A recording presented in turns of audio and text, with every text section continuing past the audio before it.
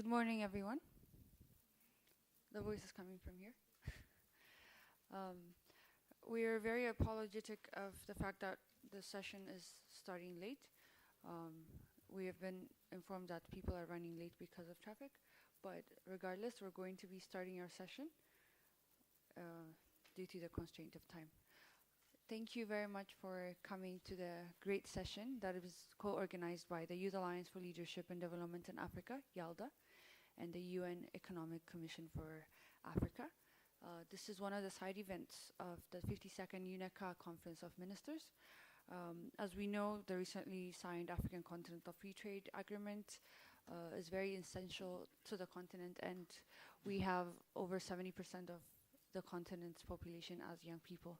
So this is a very important and very timely event that was organized by a youth-led organization.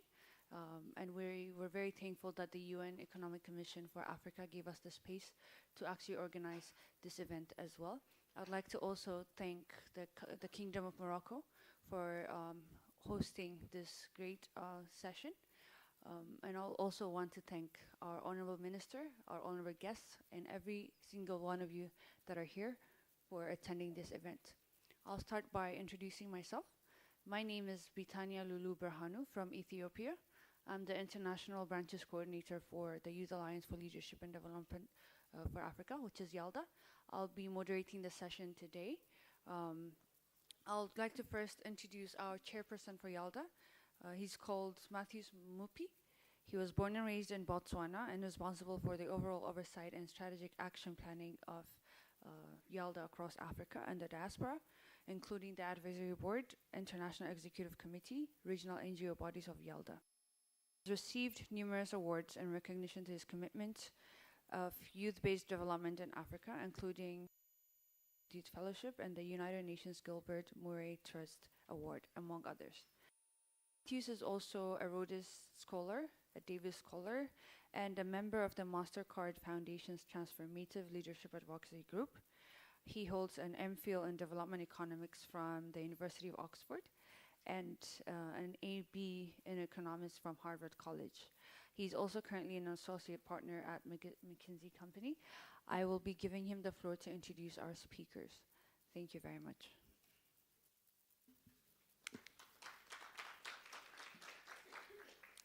Thank you, Batania. Let me just spend 1 or 2 minutes thanking you very much for your attendance.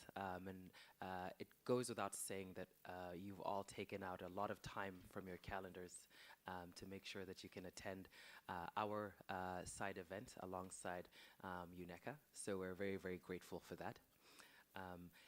In introduction to our program, we'd love to also just introduce YALDA to you.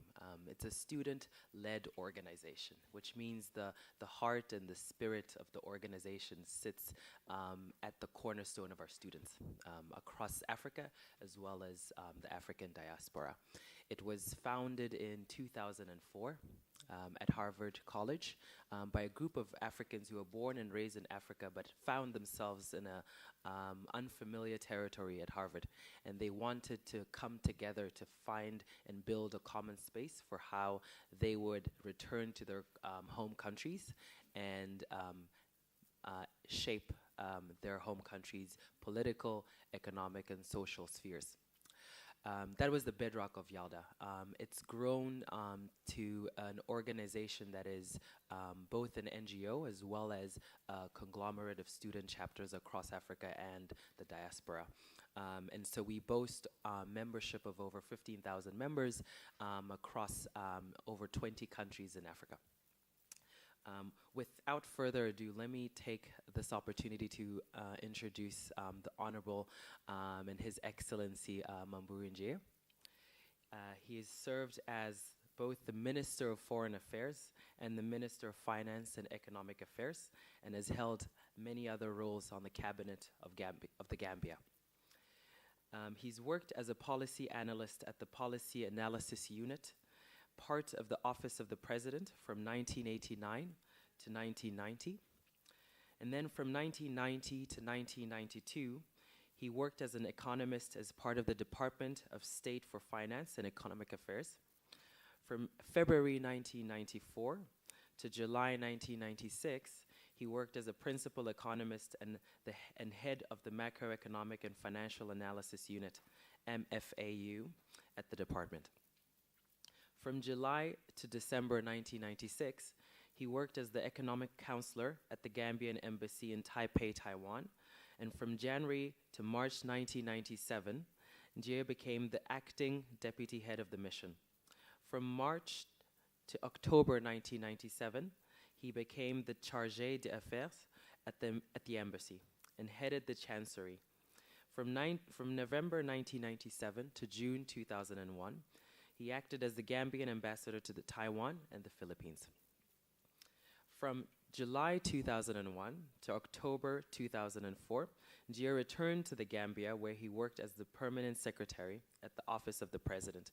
And in this role, he oversaw the President's Empowerment for Girls Education Project and also the creation of the Gambia National Petroleum Company. From November 2004 to July 2005, he worked as the managing director at the Social Security and Housing Finance Corporation and supervised the day-to-day activities of this new company. From June 2005 to October 2006, Njie was the Secretary General and the head of the Civil Service, serving as the President's principal advisor. Ladies and gentlemen, I could go on probably for another 3 or 5 minutes. I think it goes without saying that we are talking about a highly accomplished man, and we are quite humbled for his presence today. Let me hand over.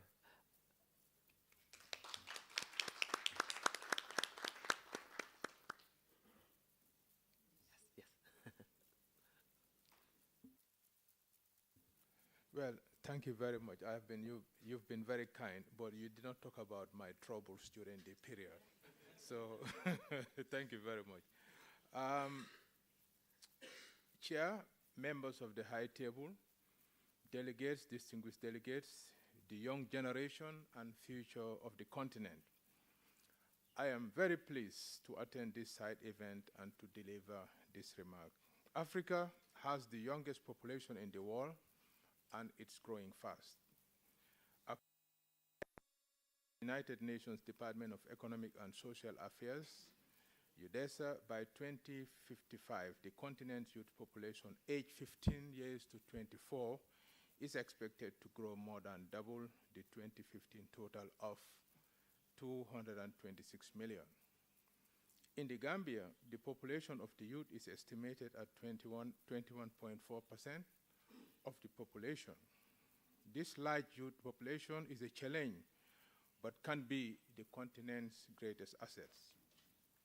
The youth bulk creates opportunity for our countries to harness the demographic dividend and boost levels of economic growth and reduce levels of poverty. However, to achieve this, the late Executive Director of the United Nations Population Fund emphasized that African governments must invest in youth, address the particular needs, and include them in the decision-making process. This investment must be guided by clear policies and strategies that various challenges the youth face and take advantage of the power of ICT and digital innovation. In the area of policy, there must be overarching national youth policies. This must be adequately complemented by the mainstreaming of youth issues into the national and sectoral policies and strategies. In the Gambia, the national youth policy has been formulated to give strategic direction to youth issues and suggest interventions strategies in order to achieve sustainable development for youths in the Gambia. The overarching goal of this policy is to ensure that investment in youth take place across sectors and in all national policies and programs.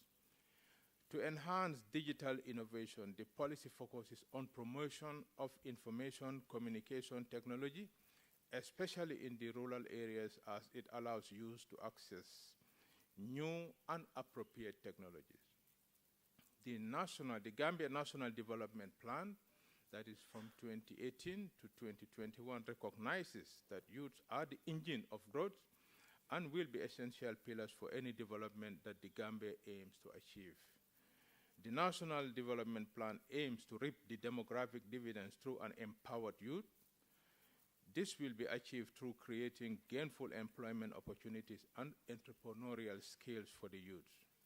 This is complemented by strategies and investments in ICT to transform the Gambia into a digital nation and developing human capital with specific emphasis on technical vocation and training, TVEC.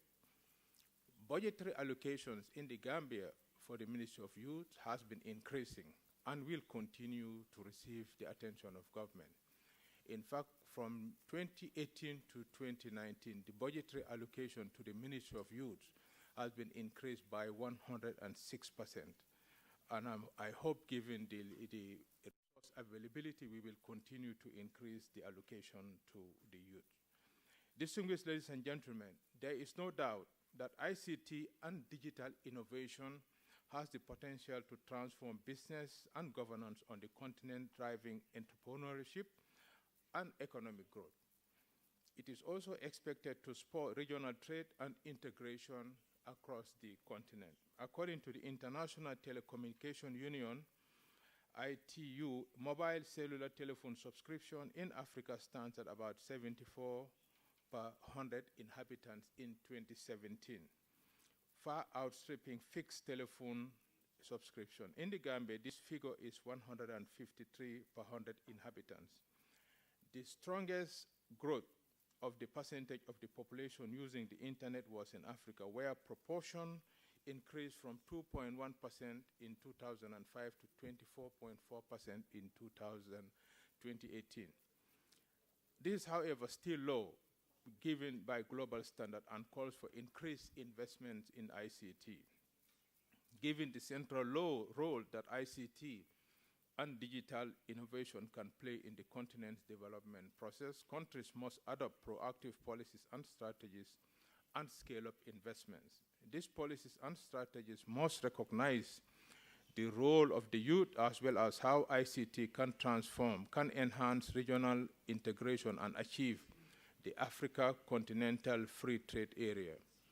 The Gambia has formulated and implemented a National Information and Communication Infrastructure (NICI) policy. This policy clearly aims to develop and empower the youth to play an active role in the development of the Gambia information economy and society.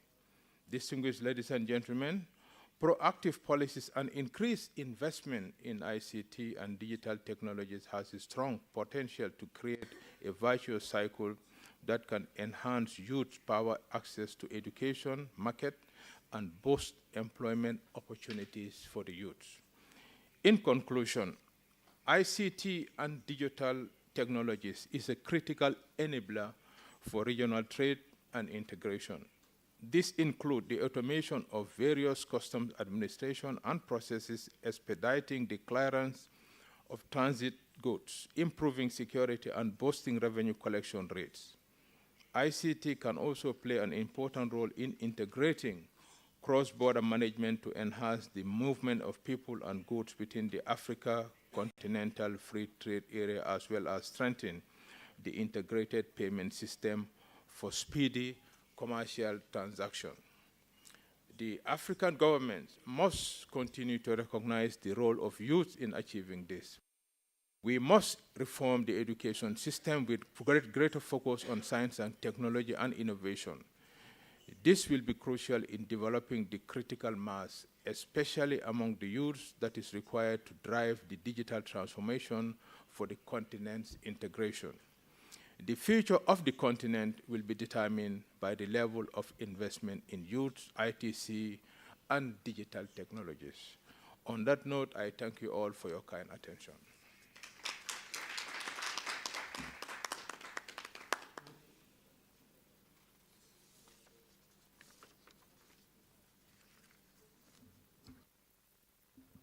Thank you very much, Honorable Minister. That was a very energizing and full of facts and very comprehensive speech that you have given. We thank you very much. Now we're going to go into the presentation on ease of doing intra-Africa business in Africa for young entrepreneurs by our YALDA representative, Mr. Rebu Pubum. He's the International Secretary. Um, my apologies. Our YALDA Morocco representative, Geetha Wisad, will be doing that short presentation. Thank you very much. Ease of doing intra-Africa business in Africa for young entrepreneurs. I am presenting this speech as a representative by the Youth Alliance for Leadership and Development in Africa at the auspicious occasion of the side event of the 52nd United Nations Economic Commission for Africa, UNICA's Conference of Ministers, under the theme Youth Inclusiveness in Driving the Implementation Agenda of Fiscal Policy, Trade and Investment through Digital Innovation in Africa. Before I proceed, I would like to thank the Moroccan government for its support to the youth and for facilitating the success of this big event. Also, I must appreciate the Economic Commission of Africa for the opportunity for youth engagement in the discourse on implementing the African Continental Free Trade Agreement. Worthy of note is the fact that the last round of the General Agreement on Tariffs and Trade, GATT, of the World Trade Organization was born in Marrakech some 25 years ago. The Youth Alliance for Leadership and Development in Africa, YALDA, is an international network of youth formed in 2004 by a group of Harvard students born and raised in Africa. YALDA's objective is to make a positive impact on the social and economic development on the African continent through the development of young African leaders, making use of intergenerational synergies, particularly promoting brain gain in Africa. Today, the internet has not only become a necessity, but it has become a window of opportunity for innovation, progress, and change. Currently, Africa has 167 million internet users, predominantly youth, who are using the internet as a tool for growth, leading to a better future. The number of online users in Africa is consistently growing, and soon the way Africans go about their lives will become entirely digital.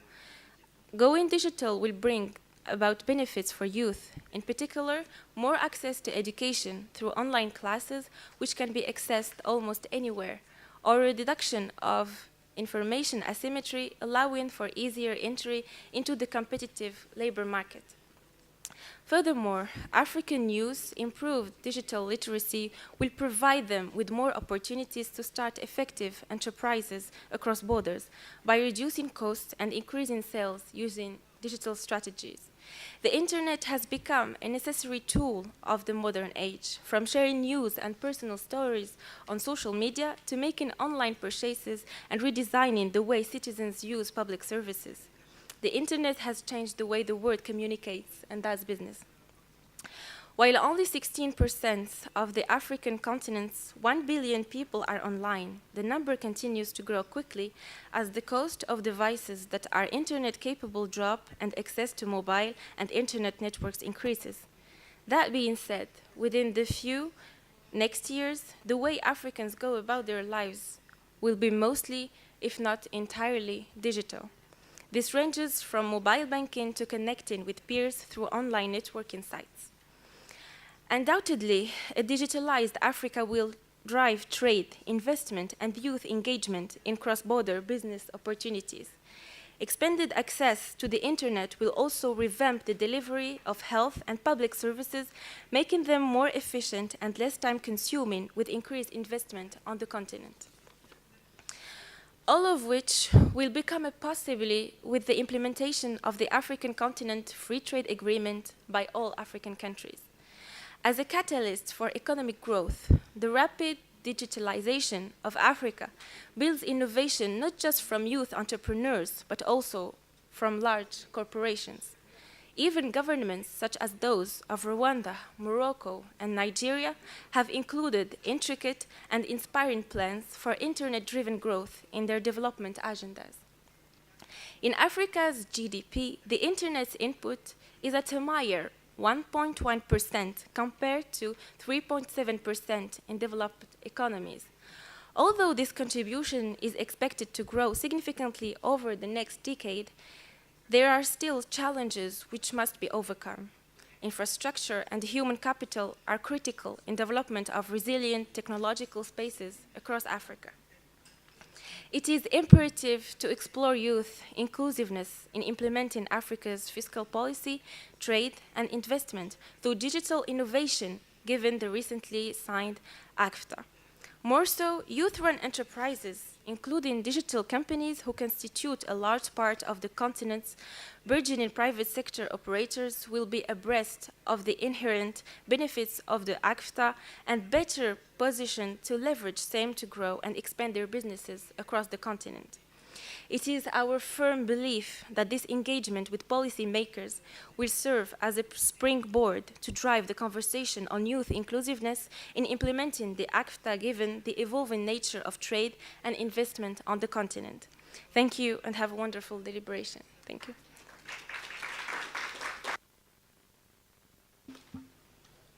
Thank you very much, our Yalda representative, the young Ms. Geeta Wisat. Well, today we're here to hear from the youth, from the stakeholders, from CSO organizations, from ministers, and from business owners. We will move on to the panel that we will have. We have a number of speakers, and this session will be moderated by Ms. Fatsimo Mosina Gaupe. I'm very bad at pronouncing your name. I apologize. She's part of our international Yalda group. She's the country chairperson for Yalda in Botswana. Fatsimo believes firmly in the principles of Pan-Africanism. That is, the grain pastures that young Africans yearn for can be cultivated by them, and all the resources are available right here in the continent. She works with Botho University, and is responsible for overseeing employability-related initiatives of the institution, including internships, career development, entrepreneurship development, graduate placements, and alumni relations. She has a background in public administration and economics. Fatsimo is also a Young African Leader Initiative Business Track alumnus and an associate fellow of the Royal Commonwealth Society. I give the floor to her to moderate the next panel.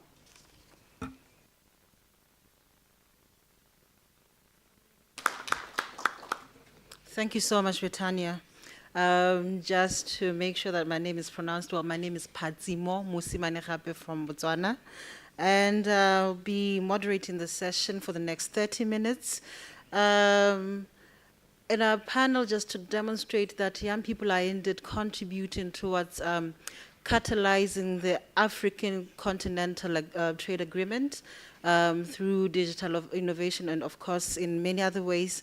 We have brought in a diverse group of individuals who are doing tremendously well in the different areas across Africa. I'll just start by introducing them, but before I do that, I am sure that because you're talking about digital innovation, everybody in this room has a smartphone, right? And we know about hashtags. We are a generation of hashtags, and we believe firmly in sharing information with people who did not make it in the room. So let's go on and use these hashtags to share information with others who are out there. It's hashtag COM2019. Use your Twitter, use your Facebook, use your Instagram, take pictures just so people know what is happening today. And also use the hashtag Yalda so that people know that Yalda is actually driving this conversation. I'll go on to introduce our guest. I'll start from my far left. We have Mr. Dennis Mezui. Dennis Mezui is the managing partner of HOD Consulting in Gabon and non-executive director for the board of directors at the United Bank of Africa in Gabon. As a coach, trainer in organization development, performance improvement, and entrepreneurship, which is actually my favorite, I'm very passionate about entrepreneurship development. He has also worked on performance improvement and organizational development. He is a coach and mentor in several entrepreneurship programs across the continent. He is also a consultant in strategic orientation with the HECI Business School and the International University Group, among others. He is a graduate in business studies and business administration, and he has worked in Africa and Switzerland. He has worked across many countries in Africa. He's a world-traveled Pan-Africanist, and at the operational and strategic levels for companies, including in marketing, innovation, distribution, sales, and business development. May you please give a warm up.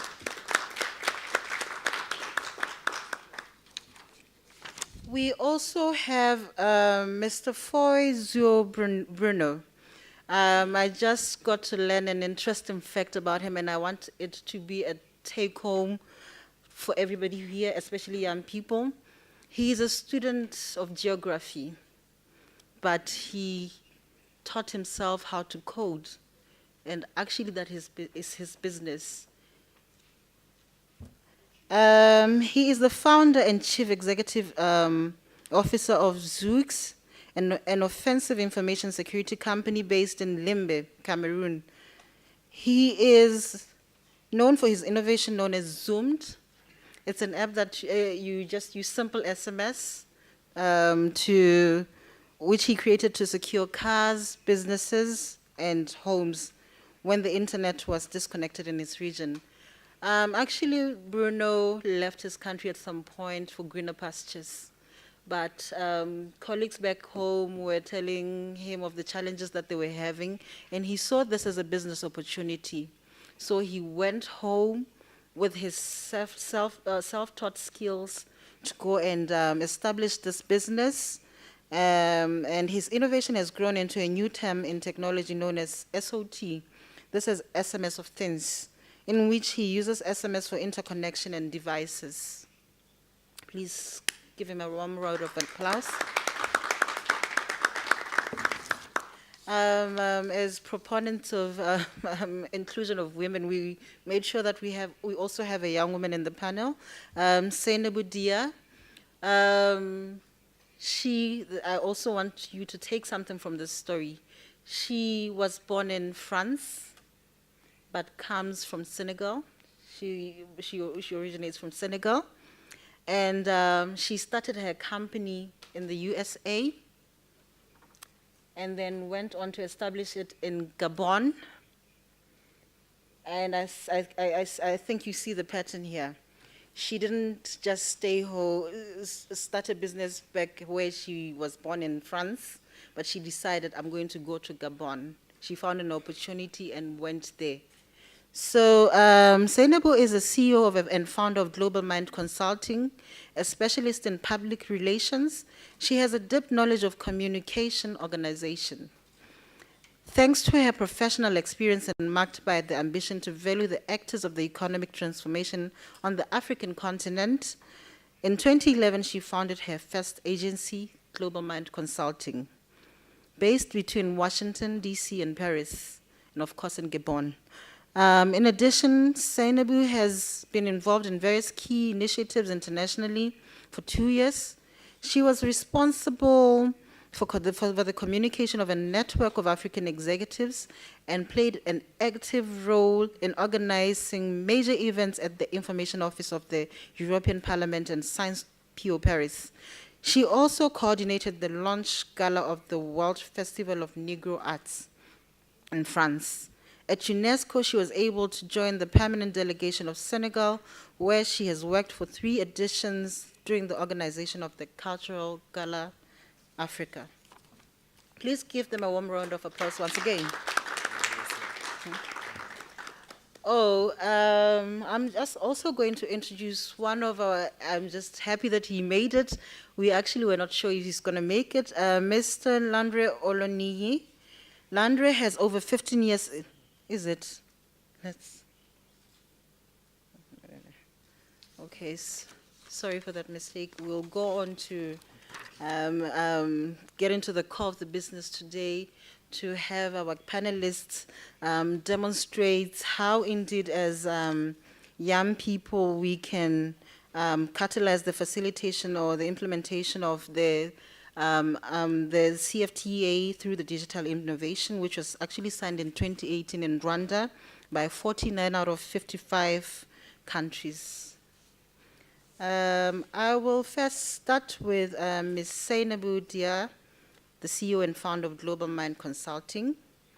Ms. Seinabu, having practiced in the media and communication industry for years, what will you consider the most innovative development in the Africa Continental Free Trade Agreement? And what ways would it be better communicated through technology for teaming African youth who desire to seek and engage in business opportunities outside the country of their origin, seeing that you have actually managed to do that yourself?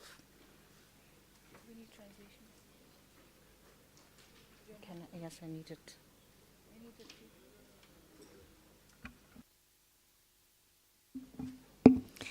Thank you very much, Massimo. First of all, I think I will do my intervention in French, if you allow me. Thank you very much. My French is better than my English, that's why. Je voudrais vraiment commencer par saluer l'initiative de Yalda, parce que je trouve que c'est une initiative qui est à la fois indispensable à la construction et au développement économique de notre continent. Cette capacité que les gens et que les jeunes Africains peuvent avoir à se fédérer, à s'unir pour essayer de faire bouger. Sans ça, on n'arrive pas à faire évoluer les gens. Et vous l'avez fait. Donc merci à Yalda. Pour répondre à la question que tu poses, je pense qu'effectivement les jeunes ont un rôle central à jouer dans la construction de ce que nous faisons aujourd'hui sur le continent pour pouvoir le développer. Il y a une opportunité extraordinaire. Vous l'avez souligné tout à l'heure, vous avez évoqué les chiffres. Le digital aujourd'hui représente un levier extraordinaire parce qu'il abolit toutes les barrières, il abolit toutes les frontières. Et la question qu'on doit se poser, me semble-t-il, lorsqu'on est jeune, lorsqu'on est entrepreneur sur ce continent, c'est comment est-ce qu'on fait pour avoir un impact qui soit encore plus important ? La première réflexion que je me fais, on a l'occasion depuis 4 ans d'intervenir assez régulièrement avec l'Union africaine sur un certain nombre de formations, des sessions de capacity building dans tout le continent, à Kampala, à Nairobi, pour des femmes et pour des jeunes. Et le premier constat que je fais, c'est que l'Afrique a un potentiel extraordinaire. Peu importe le niveau d'études, peu importe la zone à considérer, l'Afrique a des talents à n'en plus finir. Les gens n'attendent ni les gouvernements, ni les solutions financières pour commencer à développer leur business. Ils le font. Et la question qui m'anime, c'est comment on fait pour que cette femme qui est à Nairobi et qui a décidé de se lancer dans la production de thé à base d'hibiscus, pour que cette femme ou ce jeune homme qui est en Ouganda et qui a décidé de lancer une application pour favoriser justement comment on appelle ça encore ? Covoiturage. Les solutions de covoiturage, justement parce qu'il y a beaucoup d'embouteillages. Donc il dit, je vais créer une application qui va permettre de faciliter le covoiturage à Kampala et à Entebbe. Comment on fait pour que ces solutions-là qui sont innovantes, ces produits qui répondent à un besoin sur nos marchés, mais aussi potentiellement à l'international, puissent avoir un impact qui soit encore plus important ? Eh bien, je pense que ça passe déjà par le fait de se connaître. Toutes les initiatives dont je parle, celles que je connais, celles que respectivement vous connaissez, restent à l'échelle micro. D'abord parce qu'on ne les connaît pas. D'abord parce que souvent, le marketing, même la vulgarisation de ce qui est fait, est très très peu développée. Donc, je pense que pour accompagner les objectifs à la fois de l'agenda 2063, il faut qu'on ait cette capacité à pouvoir défendre ce Made in Africa. Il existe. Il faut qu'on arrive à identifier les produits d'exception que nous avons et que nous arrivions aussi à les accompagner dans la standardisation, dans la labellisation. L'autre élément qui me paraît être important, c'est d'accompagner la valeur ajoutée dans toute la chaîne dans toute la chaîne de valeur. La commercialisation et la communication qui existent. Il y a une réalité sur le continent africain, c'est que on n'a pas aujourd'hui, on a des micro-initiatives, des sites internet qui vont être créés pour les différents produits dont je viens de parler, au moment où nous nous parlons, ce matin, qui regroupent qui existent sur le continent africain et qui vont permettre, qui utilisent une démarche extrêmement artisanale au niveau du tissu. Je pense que c'est un tissu d'ailleurs qui est extrêmement privilégié, dont ces produits-là, ils restent encore commercialisés, ils sont très peu connus à l'intérieur. Pourtant, ils pourraient être utilisés. Et quand on regarde bien, on a vu le cas dans un pays comme le Kenya, un tissu qui a été utilisé par les plus grandes marques de haute couture, mais qui n'a pas été acheté au juste prix. Pourquoi ? Parce qu'on est encore sur des filières qui sont extrêmement courtes, qui passent du temps, des heures souvent à produire ces produits-là, ne savent même pas ce qu'elles ont de l'or entre les mains. Donc, une plateforme digitale qui permettrait de regrouper tous les produits, tous les existent sur le continent, permettrait aussi de valoriser et de labelliser nos productions locales. Le deuxième intérêt que je vois à cela, je vais peut-être vous donner un exemple. Vous êtes éthiopienne, et en Éthiopie, vous avez quelque chose que le monde vous envie, c'est le café. Vous avez un café d'exception. Les graines de café éthiopiennes sont connues à l'international pour leur qualité et pour la puissance de leur arôme.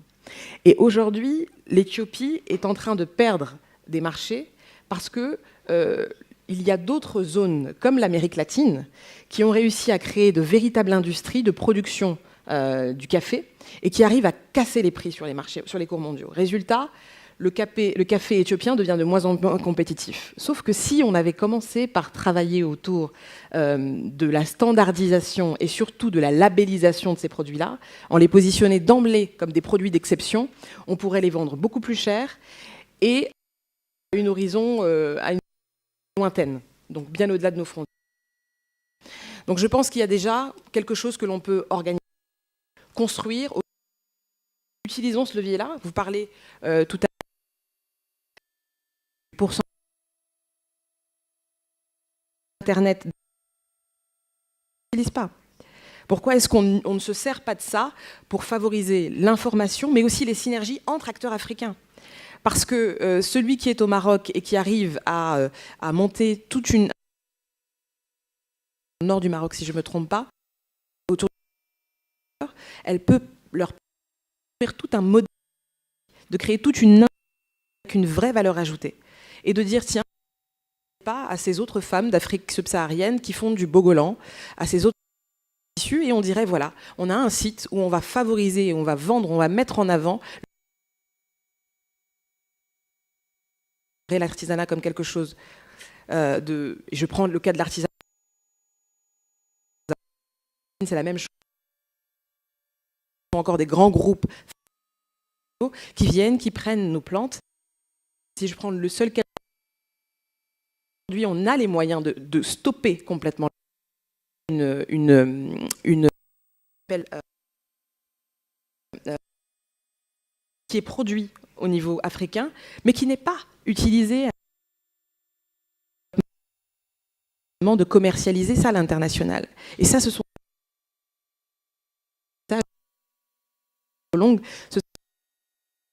les jeunes à utiliser le levier du digital et à utiliser quelque chose de puissant que personne ne peut nous en voler. C'est que nous avons des talents, il faut que ces talents se connaissent, s'unissent pour travailler ensemble à la promotion du Made in Africa.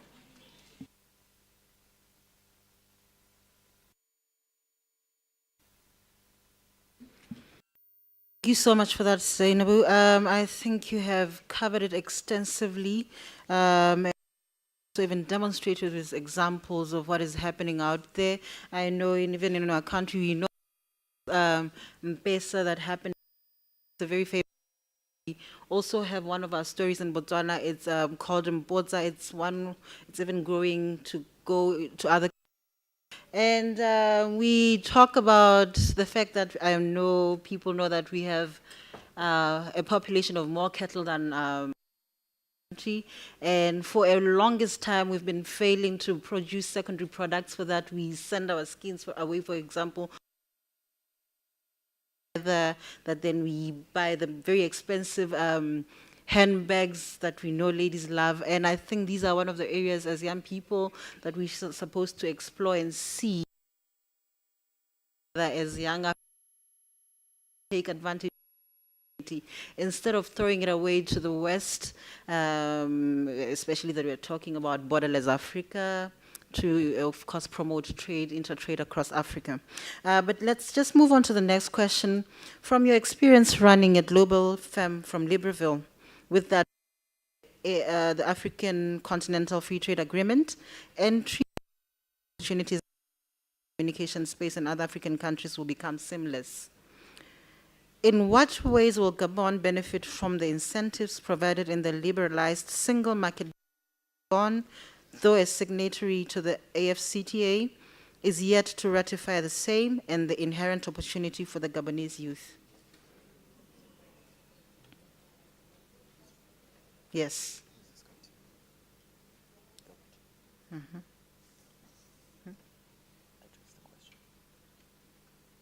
That's the question. Yes. Sorry, I'll just repeat it because I thought I was still in conversation with you. From your experience running a global firm from Libreville, with the adoption of the AfCFTA entry in the leveraging opportunities in the media and communication space in other African countries will become seamless. In what ways will Gabon benefit from the incentives provided in a liberalized single market, given that Gabon, though a signatory to the African Continental Free Trade Agreement, is yet to ratify the same, and the inherent opportunity for the Gabonese youth?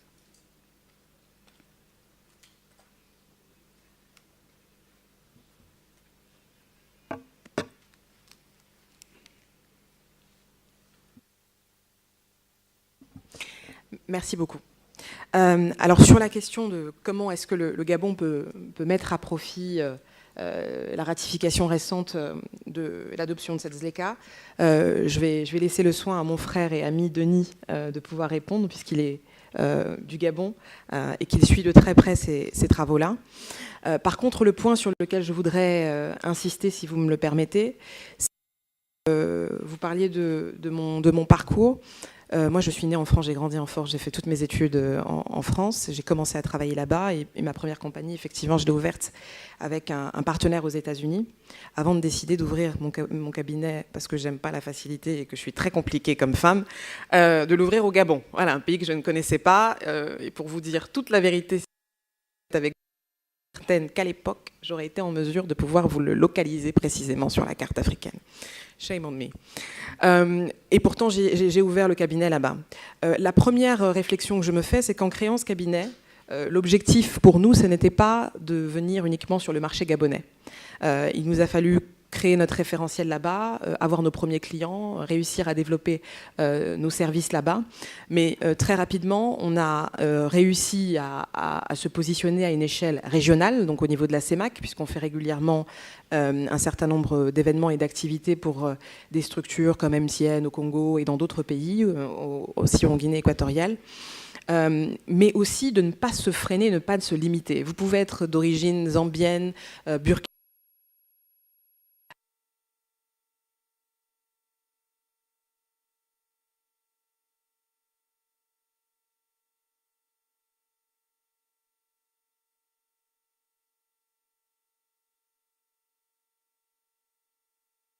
il y a énormément de choses à faire, énormément de choses à développer sur tout le continent africain. Encore faut-il ne pas se limiter. Je pense que c'est notre pari. Aujourd'hui, nous sommes en train d'ouvrir un cabinet sur l'Afrique de l'Ouest. Donc, pour le coup, on rentre à la maison un petit peu en ayant Dakar.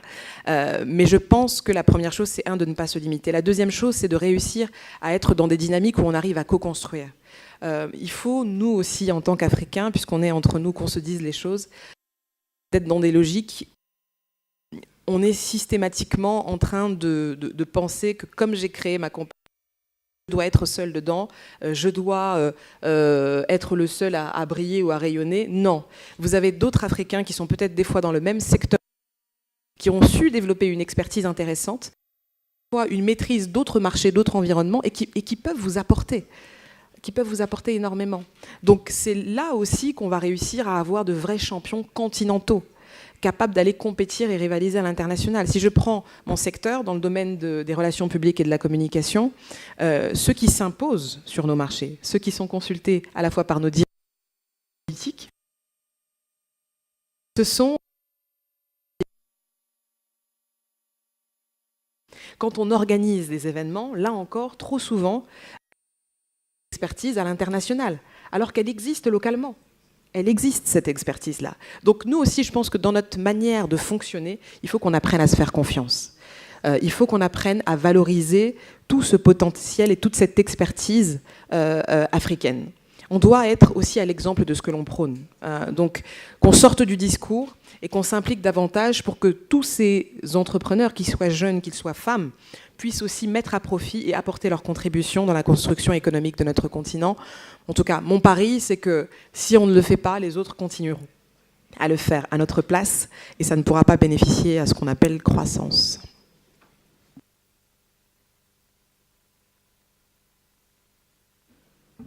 Thank you once again, Zainab.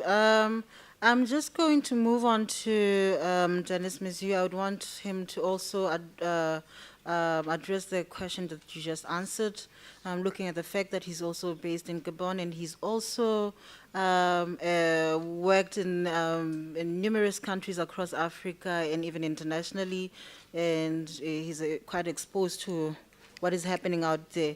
I'm just going to ask the question again just to see that he runs a company in Gabon, right?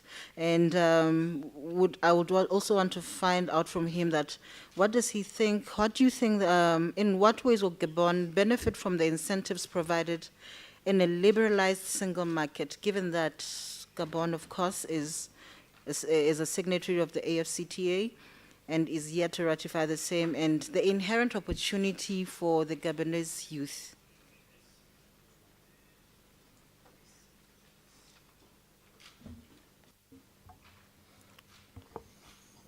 Merci. Déjà, j'aimerais encore une fois louer l'initiative du YALDA pour effectivement discuter et débattre sur les opportunités de la jeunesse à pouvoir profiter du cadre du ZLECA pour accroître notamment la croissance économique et notamment la résorption du chômage chez les jeunes. Alors, ce que j'aimerais dire, c'est que de façon générale, les opportunités naissent de situations de crise. Et effectivement, il faut déjà, dès le départ, que la jeunesse sache effectivement qu'est-ce qui risque d'arriver si elle ne profite pas des opportunités aujourd'hui qui se présentent à elle grâce au numérique. Alors, ce qu'il faut savoir, c'est que dans quelques années, dans 10, 15, 20 ans, le taux de chômage vont continuer à augmenter. Ça, c'est une vérité qui est là. Il faut savoir que ce taux de chômage touche le plus la jeunesse africaine. Il faut savoir que la création de travail ou de job ne sera pas suffisante pour absorber justement ces jeunes-là qui arrivent sur le marché. Donc ça, c'est la situation de crise. Ça, ils doivent être au courant de ça. Parce que s'ils ne sont pas au courant, ils ne peuvent pas justement adopter les bons comportements pour pouvoir profiter d'une autre opportunité, celle qui est offerte par le digital. Donc, une fois qu'ils sont donc au courant de ce qui risque d'arriver avec justement le chômage qui grandit, ils savent que de l'autre côté, il y a une grosse opportunité qui est celle du marché africain, qui est celle justement du numérique, 150 millions de personnes connectées. Mais effectivement, pour pouvoir justement contribuer à cela et pouvoir profiter de cela, il y a un certain nombre d'attitudes à adopter. Il s'agit ici d'avoir un mindset qui est d'abord différent. D'accord? Comment est-ce qu'on regarde justement l'opportunité? Comment est-ce qu'on regarde Internet?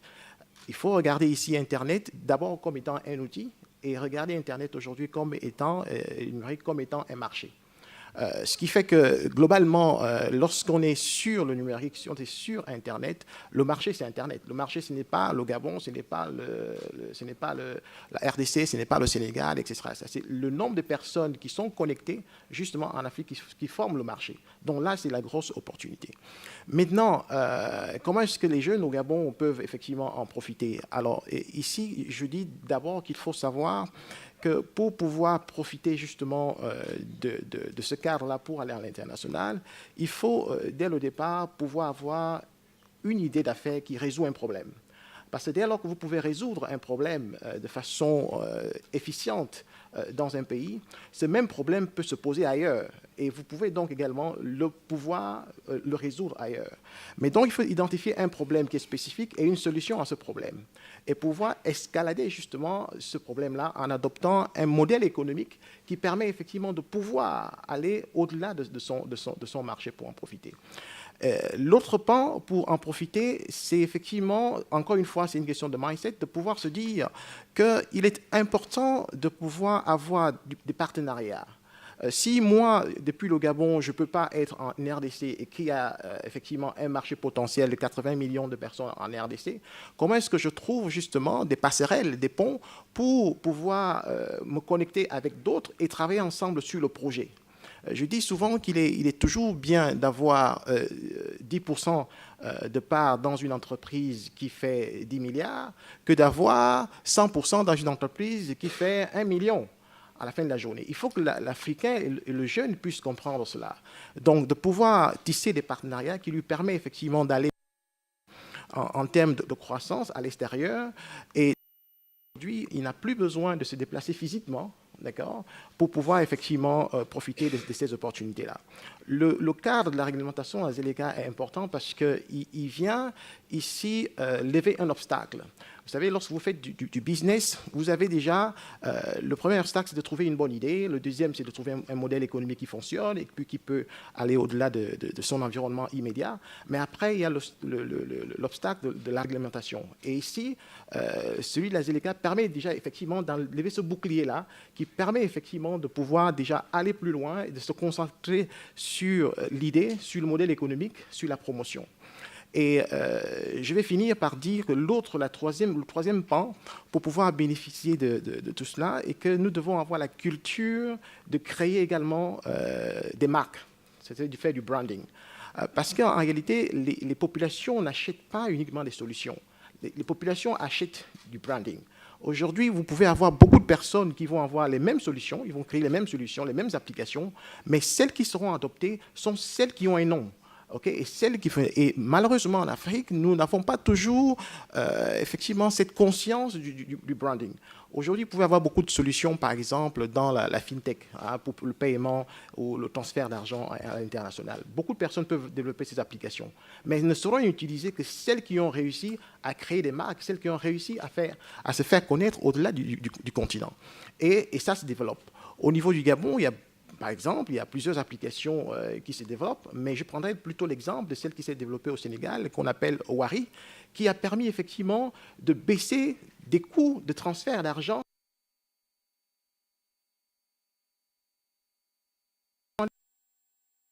appuyé sur le modèle économique.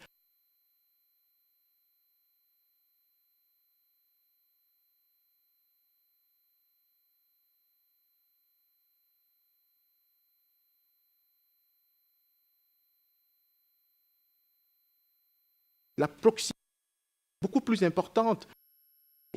Et donc, ils vont changer le modèle économique qui existait en se disant comment est-ce que l'argent, tout comme les MP, ça marche parce qu'on s'adapte à la culture. Et dès lors que ça marche, ça peut être scalable.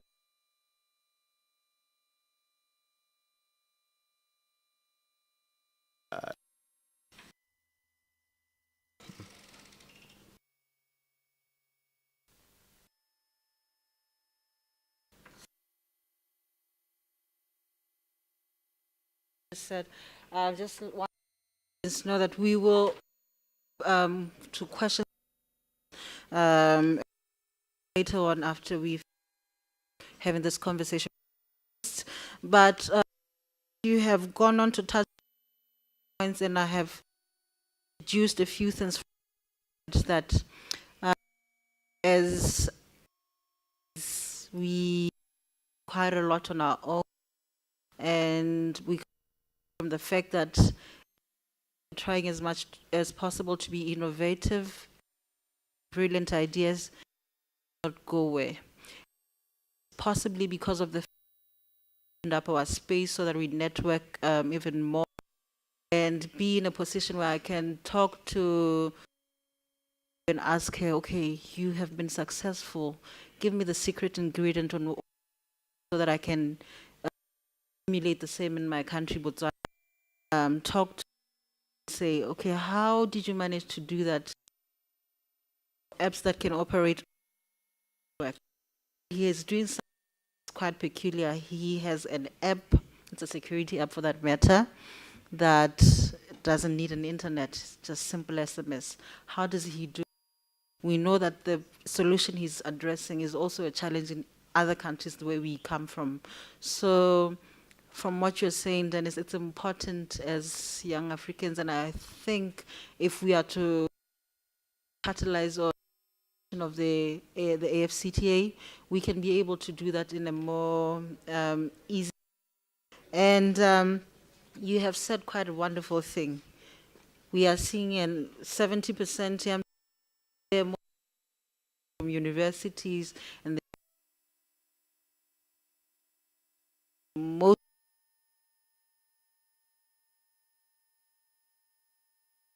alternative is months in the create addressing Africa's problems. I guess this is something that we should people and who are in see can do. We are also have the great idea. Want to see you implement it, and I'm sure you. I would camp where we brought in different young people who had awesome ideas but do not have the means to implement them. So at Yalda, this is what we encourage. We want to see young people look into entrepreneurship as an alternative to employment. So thank you so much. I'm just going to move to Bruno, who's actually quite a great example of that. He at some point thought, maybe I should go away, I should have something to do in a different country, which apparently has greener pastures. But he went there, and in reflecting while he was there, he said, you know, I could actually water the grass there, water the lawn there, and create the greener pasture that I want to see. And then he went back home to do exactly that. Bruno, it is common knowledge that technology thrives on human resource. And given that the African Continental Free Trade Agreement liberalizes trades in goods and services, it creates the opportunity for outsourced services on the continent. In what ways can the African youth be better positioned to tap into the gold mine of outsourced digital services on the continent?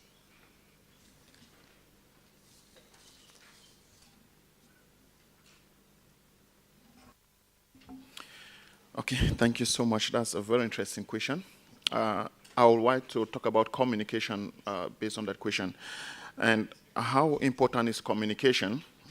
Communication is so important that according to the scriptures, God used it once on man and made sure that we spoke different languages. That's how important it is. But unfortunately, Africa needs a lot of work when it comes to communication. Only 13% of us, 13% of 1.3 billion people have access to the internet.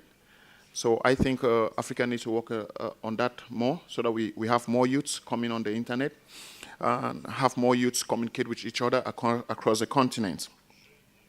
Going to the advantage of this, a lot of things will happen if I can have communication with other markets, especially if I want to use my example, if I could talk with someone in Nigeria and find out if the problem that I'm solving in Cameroon can be solved in Nigeria the same way, of which I think that's exactly what Africa is facing. We have unique problems in Africa, so unique that we need unique solutions.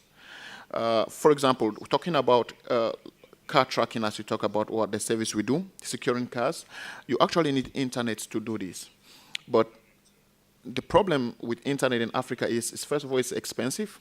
It's only available in urban areas and not in rural areas, especially most of West and Central Africa. So you see, Africa has problems that if we have solutions, it is easy for us to apply these solutions to other areas in the continent, which is what the African Free Trade area is going to do.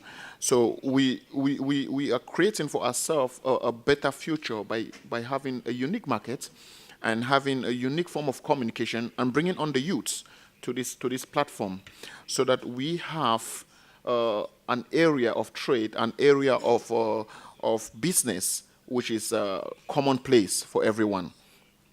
I also think if we involve the youths, things are going to be a little bit cheaper.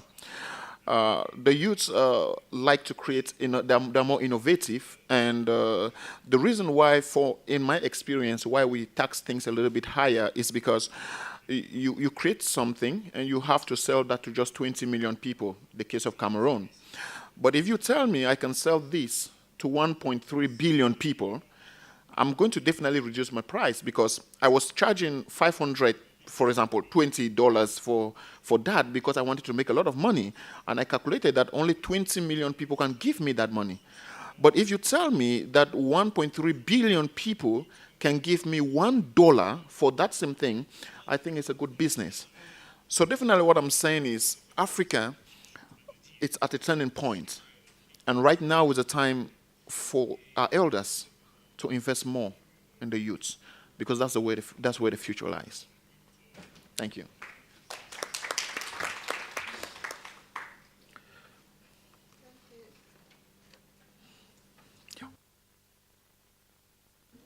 Thank you so much, Bruno. I could only wish that we had this room full of our finance ministers so that they can hear this great conversation that we are having, and they could see that there's a lot of gaps that they should fill in order to enable us to do what we are capable of. I know at some point we've been talking about financing for development, and we would like to see that move from the phase where we are just talking about it, but see it being implemented.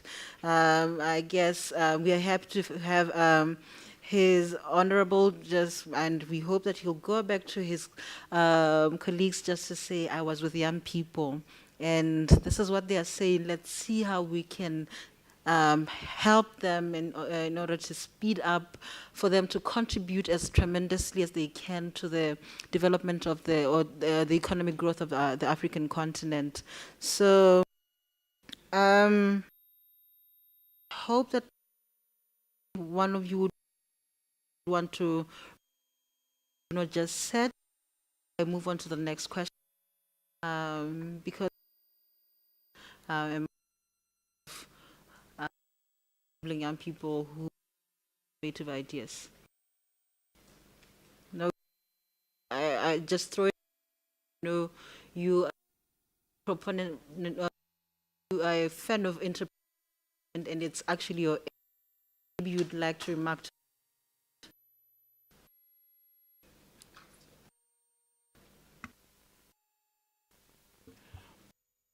Oui, bien sûr. Alors, il y a une chose que j'aurais aimé rajouter dans la recherche à entreprendre.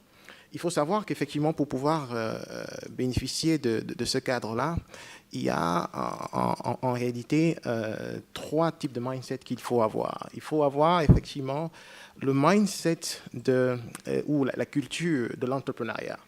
Après la culture de l'entrepreneuriat, il faut la culture justement des nouvelles. Après ça, il faut celle qui est liée, j'aime à le dire, je vais citer, qu'il y a une fois qu'une combinaison de ressources plus de valeur. Plus souvent, c'est l'enthousiasme, c'est uniquement dans l'innovation. Il faut effectivement qu'il soit mis en place des... On enseigne qu'est-ce qu'une innovation. Innovation, c'est quelque chose qui apporte de la valeur. N'apporte pas forcément de la valeur. Et dès lors qu'elles comprennent le processus justement de la création de la valeur, ça suscite l'intérêt justement de toutes les... Parce que dès lors que vous trouverez forcément des financements, vous trouverez forcément des clients qui vont acheter, des partenaires. Donc, il faut qui est fortement promu au cours de ces dernières années, il faut faire la promotion de ce qui c'est que l'innovation. Il faut des plateformes, et justement, comme des incubateurs dans les nouvelles technologies qui permettent effectivement aux jeunes de pouvoir se confronter et créer des applications qui apportent de la valeur. Et en cela, j'ai toujours dit, par exemple, que le problème de financement ne se pose pas en réalité, selon moi. Pourquoi le problème de financement ne se pose pas en réalité? Le monde n'a jamais été aussi riche qu'aujourd'hui. Je veux dire, chaque jour qui passe ou chaque année qui passe, le monde devient de plus en plus riche. Donc, ça veut dire qu'il y a de l'argent quelque part.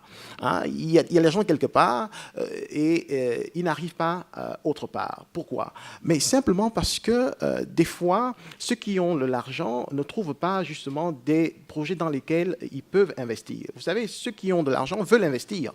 Mais qu'est-ce qui les incite à investir? Ils incitent à investir si vous avez un projet qui va créer de la valeur.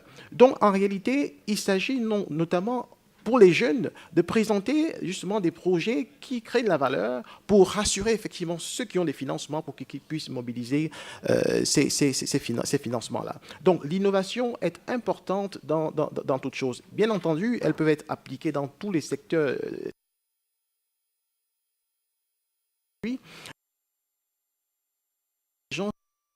Dans le développement de solutions à valeur ajoutée, pas simplement...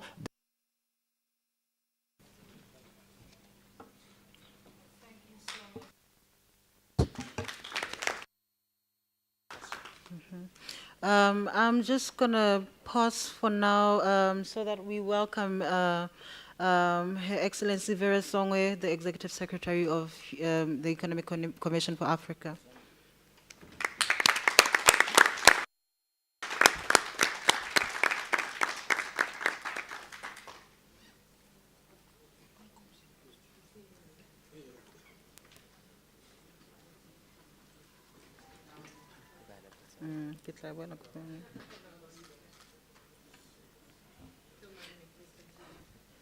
You are welcome, Her Excellency. Just to put you up to speed, we have our three panelists, and we have been trying to dissect this topic that we're addressing at the side event on how youth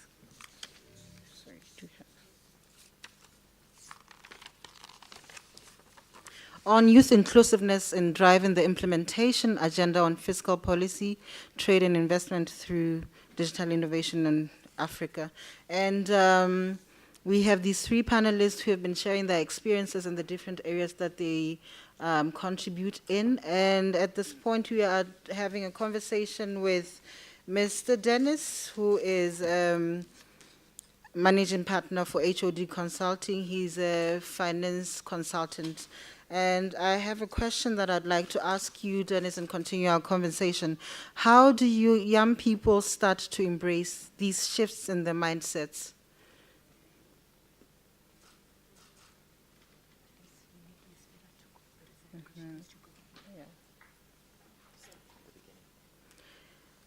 Okay.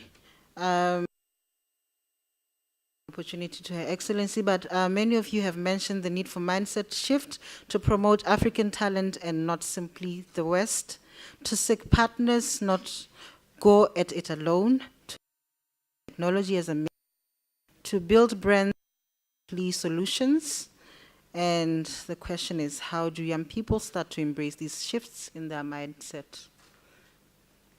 Yes, Zainabou?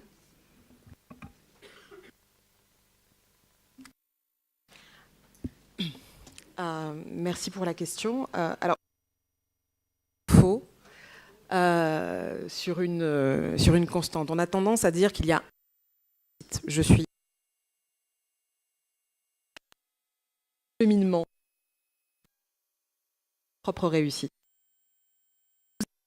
Tous des personnalités différentes, des backgrounds différents, de très très longues études. Pas fait du tout. Et si je regarde ce continent, des personnalités comme Dangote et d'autres qui, pour certains, se sont arrêtés au collège, ont réussi à devenir des millionnaires. Donc je pense qu'il n'y a pas un seul modèle de réussite. Je vais vous donner mon exemple. Quand j'ai créé ma première compagnie, l'une des premières réflexions qu'on m'a faites, c'est « OK, you need to start with a business plan ». OK, donc je suis assez fâchée avec les chiffres pour être honnête avec vous. Et donc je me suis dit, je vais bosser mon business model, mon business plan. Et sur la partie financière, je me suis rapprochée d'un ami qui était expert comptable et je lui ai dit on va travailler ensemble les samedis pour que j'arrive à monter mon prévisionnel, etc. Et je l'ai fait. Devinez quoi, 2 ans après, je peux vous dire que de tout ce que j'ai des heures et des heures sacrifiées à ne pas aller manger avec les copines, à ne pas retourner en province pour aller voir mes parents, 2 ans plus tard, quand j'ai mis mon entreprise sur la voie dans sa mise en œuvre, dans la phase opérationnelle, je n'ai absolument rien respecté de mon business plan. Donc ça, c'est la première chose. La deuxième chose, c'est que vous allez me dire pourquoi. Parce que je me suis rendu compte que là où moi, j'avais identifié un besoin réel et que j'avais pensé à différents services, je me suis rendu compte que mes clients m'appelaient toujours pour les mêmes choses. Je dis, mais c'est pas ce que je vends, mais on m'appelle toujours pour ça. Donc quand il y avait des délégations africaines qui venaient à Paris, on me contactait pour que je puisse faciliter un certain nombre de choses, organiser des events pour le responsable de la BOAD, le président de la BOAD, pour des délégations officielles au niveau du Niger, et on m'appelait toujours pour ce type d'action. Or, mon modèle de base, c'était d'accompagner des entreprises occidentales vers le continent africain pour faire de l'intermédiation. Donc, il faut savoir aussi écouter le marché, écouter les besoins réels et écouter ses clients. C'est le premier grand indicateur. Est-ce que vous pouvez lever la main, ceux qui sont chefs d'entreprise dans la salle, s'il vous plaît? OK. Institution panafricaine, vous pouvez lever la main? Représentant d'organisation? Bon, politique? OK. Jeunes?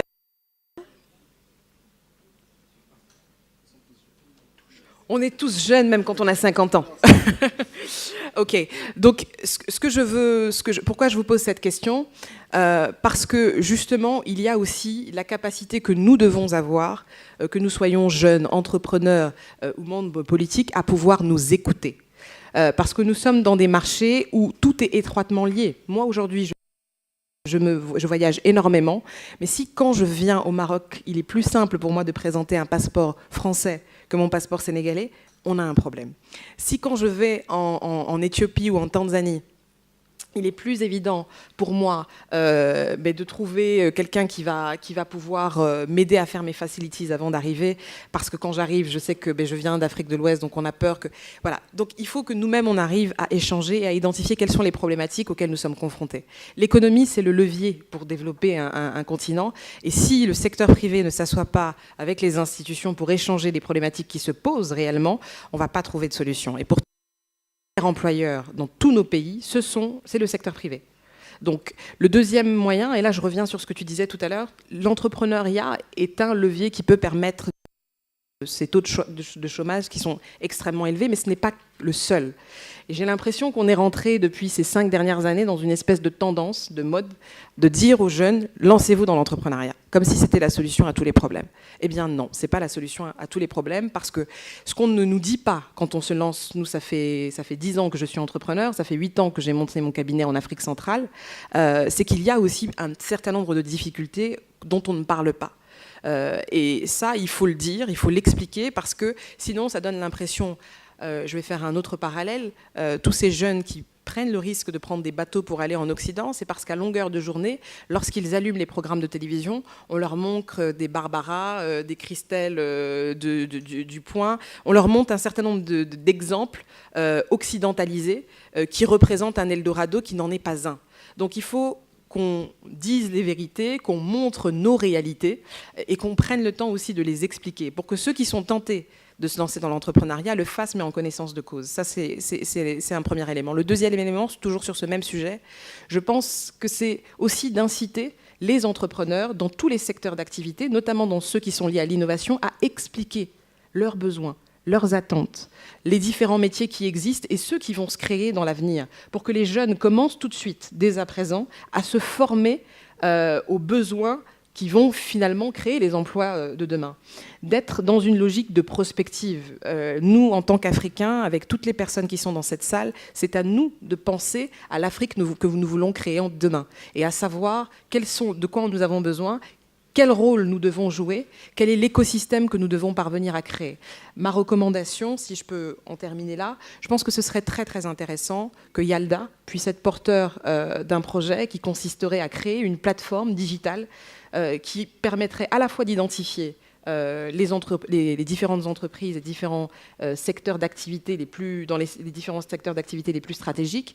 Je donne un exemple, d'avoir dans le domaine de l'agrobusiness, dans le domaine des biotechnologies, de savoir toutes les initiatives qui existent sur le continent, de permettre à ces entrepreneurs de fonctionner un peu comme un réseau social, parce qu'on le voit, regardez WhatsApp.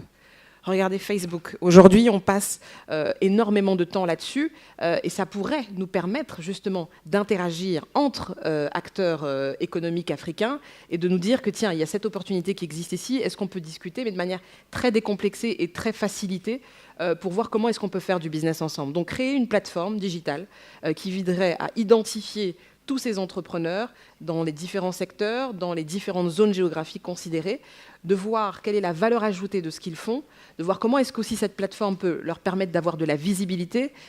Mon copanéliste parlait tout à l'heure du pouvoir du branding, c'est un pouvoir extraordinaire, qui est très important. Mais encore faut-il savoir se vendre, encore faut-il savoir communiquer sur ce qu'on fait et pouvoir promouvoir ce que nous faisons à l'échelle panafricaine, mais aussi internationale. Donc une plateforme digitale qui permettrait de regrouper tous ces entrepreneurs, de montrer ce qu'ils font, de leur permettre de s'interconnecter, d'interagir et de créer des synergies business. Thank you so much. At this point, I'm just going to pause for a bit. Let's please hold on to our thoughts because I've been advised to give this opportunity to Dr. Vera Songwe, the Executive Director of, sorry about that, the UNECA, the UN Economic Commission for Africa, to give us her remarks because she has other engagement. As you know, she's the main facilitator of this conference. So please let's give her a round of applause as she addresses us.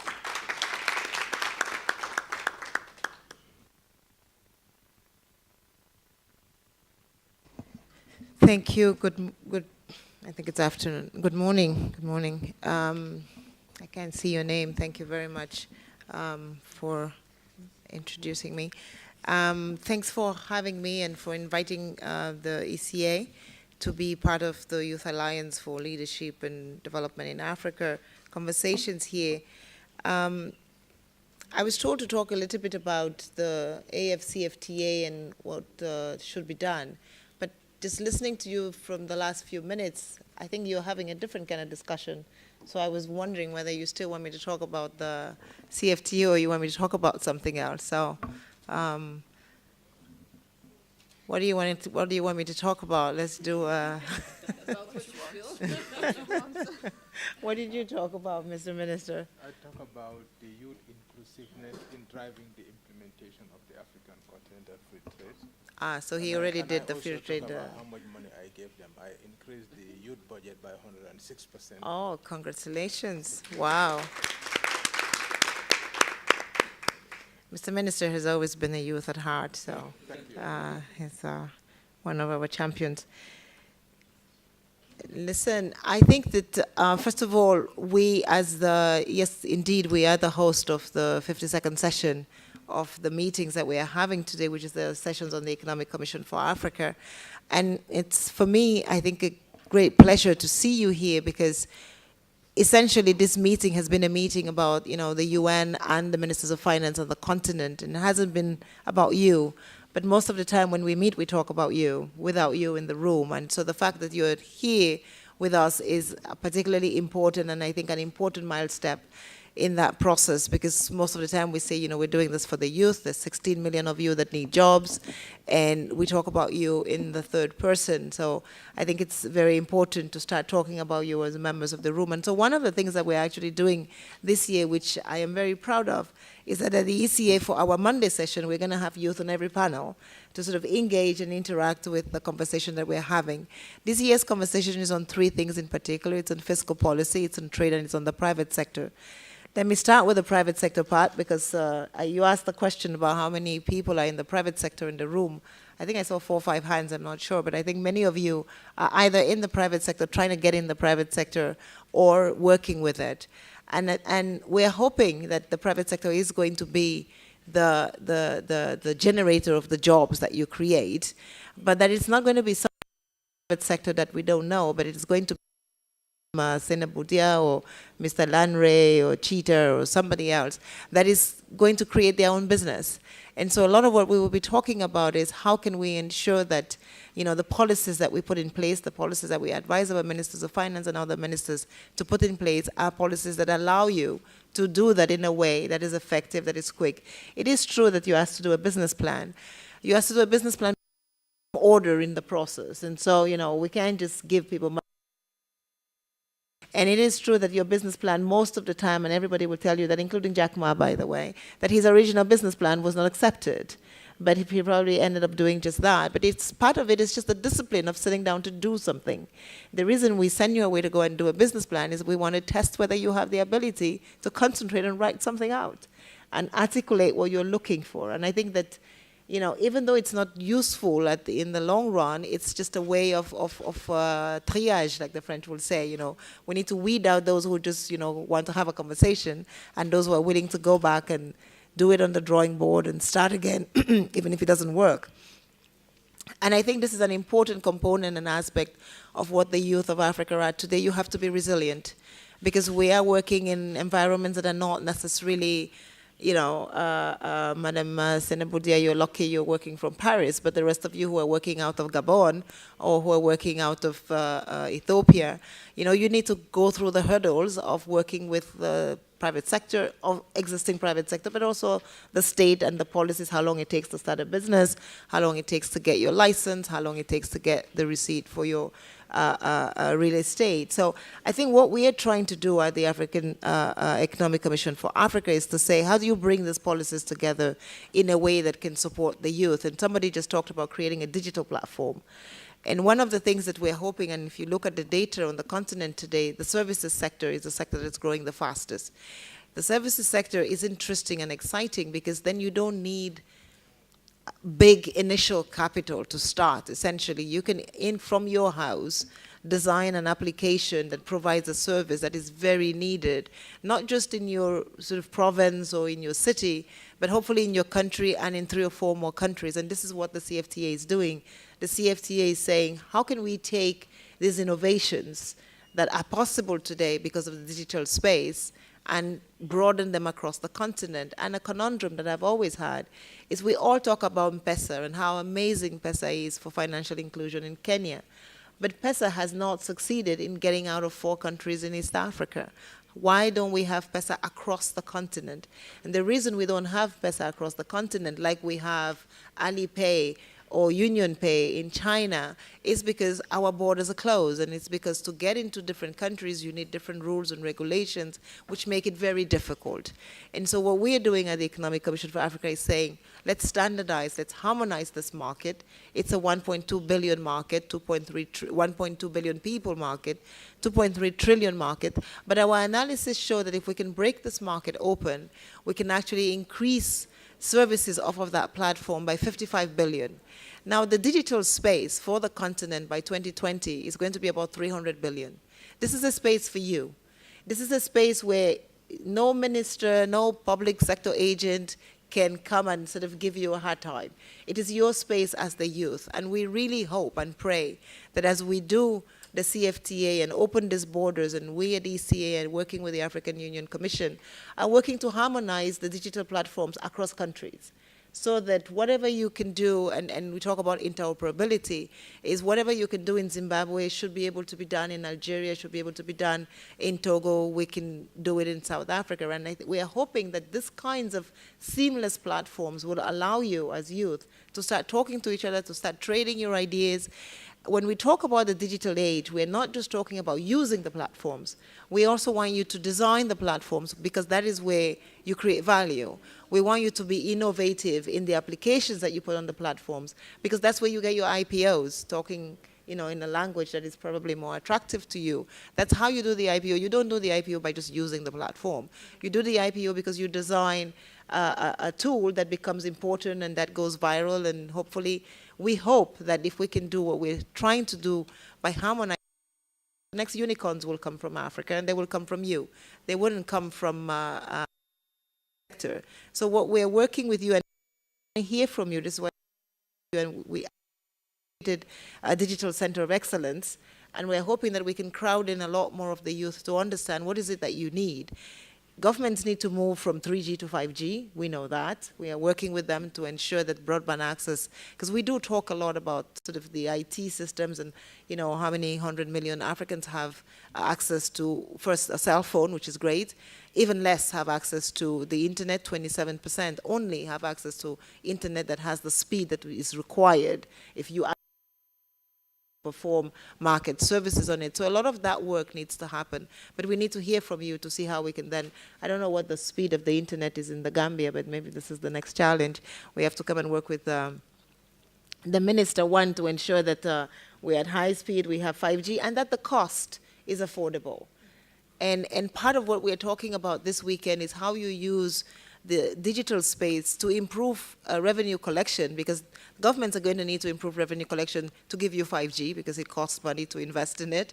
But because we can save on the tax administration, maybe increase our revenues, then maybe the Gambia next year when we meet here would have expanded its broadband to outside of the capital into the rural areas, and ensure then that we can use it well.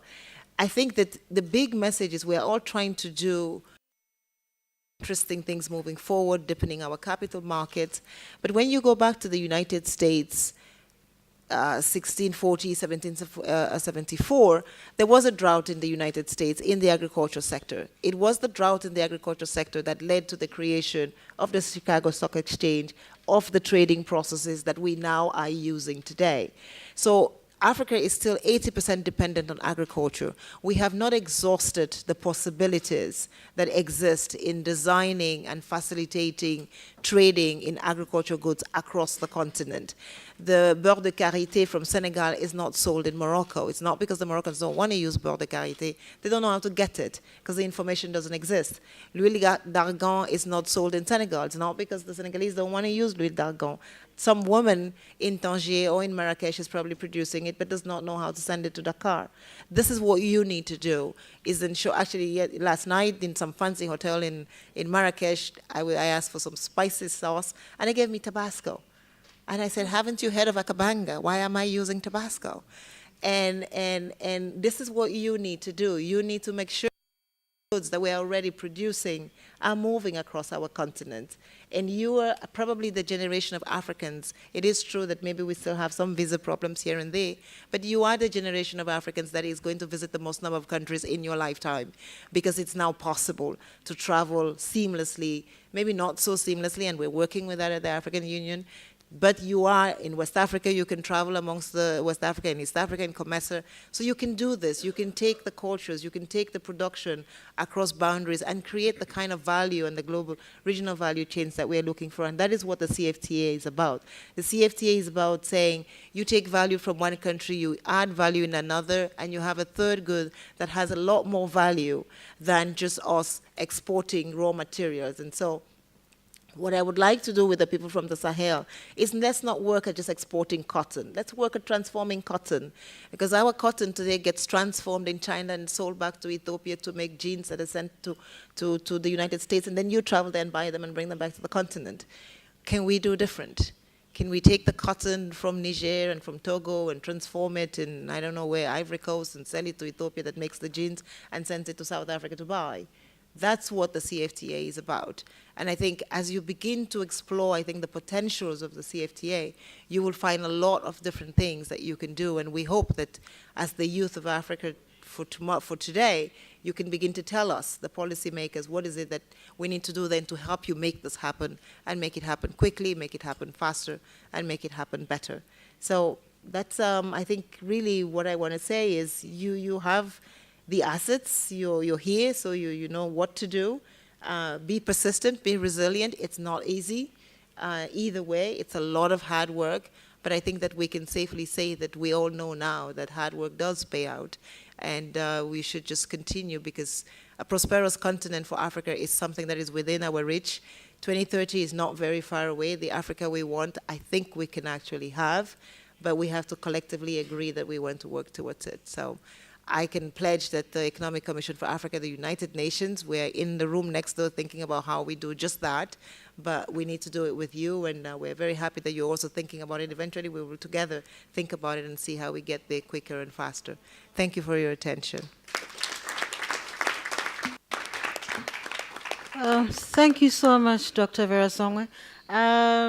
I should confirm that most of what you've said is actually the sentiments here in the room, and most of it has been touched, but I would want to give this opportunity to His Excellency, maybe because he can confirm just through his reflection that indeed maybe this is what has been the discussions that have been happening in the room. Just give us your reflection, looking at what Doctor has said and the panelists have been discussing.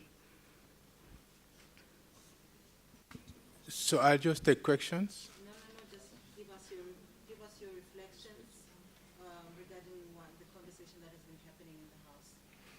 I think it's more of innovation. It takes two to tango. The youths are expecting more from government, but government is also expecting the youths to come forward. In terms of the innovativeness, in the past, government has been the single largest employer. Now, we are producing a lot of graduates in different fields. You've talked about somebody graduating in agriculture and later became a coach. I think it's more of the innovativeness. I'll just give you two examples that I have personally experienced with youth innovativeness. We have this landmark building, the Gambia National Petroleum Corporation, that I created, founded in 2003. And this landmark building, we invested. I'm talking about the capital investment. It's so huge. And whenever you go around, we see birds, flying over and putting dirt on our windows. One morning, a youth came to me and said, I was just traveling with a taxi and I realized that the type of maintenance you're supposed to do on this investment, you are not doing it. And I've seen birds coming around and just putting dirt on it. I have something to sell. I said, what is this idea? What's the idea do you have? He said, I have innovative way of scaring the birds away. And the following, I was so excited, I invited him, and he came up with this idea. The instrument he has is just a recorder, recording an animal voice that will scare the birds away. I'm just talking about how innovative this thing is all about. We bought the idea and we invested, and saying that small idea is not actually a small one, because now I am promoting it to be used at the airport, where in most of our airports we have these birds that are also interfering with the going. So these are the sort of innovativeness that we are talking about. Passing through, you're talking about a patriot. Looking at, he saw a problem that we have been going through this every day, but we did not have that innovativeness. So that space, that creativity to give them the youth that environmental space, I will confess that also triggered me to really say, I think I need to invest more on the youth. But the issue is, if I invest, I'm talking about 106% budgetary increase. I cannot micromanage it, but monies that I invested is not going to the targeted groups. Is it my fault? No, as a finance minister, at the macroeconomic level, I will dish out. We will make sure the resources are available. Is it going to be used for youth programs or mainly for salaries or buying of vehicles or for travels? These are the issues that we are confronting. We talk about fiscal policies. We are linking. We are saying that we will be able to provide the resources. Coming back to this issue of youth innovativeness, we hosted the African Union Summit in 2006. And a youth came to me and said, I think you have to have a theme. I said, what are you talking about? He said, we have all the African presidents converging in Banjul, but do you have anything to tell them? For us, it's just a standard, talk shop. And he said, no, I want the theme to be wipe African tears. I think it is the responsibility of those presidents to wipe the African tears, especially the youths. And then what happened? When the issue was brought up, everybody not only endorsed it, but there was a play from a girls' senior secondary school to send that message. And I remember a couple of the presidents attending the conference took that away and went home with the theme White African Tears. So these are the issues that I think if the youths are coming up with these innovative ideas, I think government will respond.